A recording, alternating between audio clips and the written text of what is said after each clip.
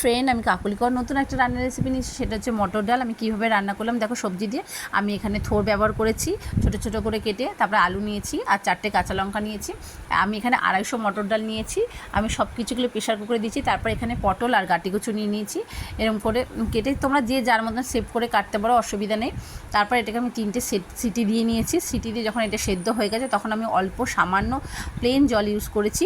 সেই জলটা দেওয়ার পর আমি এখানে 1 চামচ হলুদ দিয়েছি। তারপর আমি এখানে 1 চামচ লবণ দিয়েছি, যে যার স্বাদ মতো লবণ দেবে। তারপর আমি এর মধ্যে 1 চামচ চিনি দিয়েছি। এটা একটু মিষ্টি মিষ্টি না হলে ভালো লাগবে না। তারপর ওগুলো দেওয়ার পর আমি আরেকটু 1 গ্লাসের মতন জল ঢেলে দিয়েছি। তারপর কড়াইতে আমি তেল গরম করতে বসিয়ে দিয়েছি। ওখানে একটা ছোটো চামচের 5 ফোড়ন নিয়েছি আর 2টো শুকনো লঙ্কা নিয়েছি। ওটাকে ভালো করে একটু ভাজা হয়ে গেলে ডালটা আমি ঢেলে দেবো। তারপরে এই ডালটা হয়ে যাবে। তোমাদের কেমন লাগলো একটু কমেন্ট করে জানিও। যদি ভালো লাগে অবশ্যই কমেন্ট করো, না ভালো লাগলো সেটাও জানিও।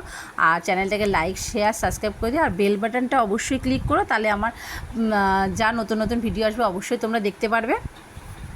দেখো আমি জলটা মিশিয়ে দেওয়ার পর আমি তেল ফোড়ন দিয়েছি যখন, কাঁচা লঙ্কা শুকনো লঙ্কা আর 5 ফোড়ন যখন দিয়ে দিয়েছি, তারপরে ডালটা ঢেলে দেবো। ডালটা ঢেলে দেওয়ার পরই একটুখানি ফুটলেই ডালটা রেডি হয়ে যাবে।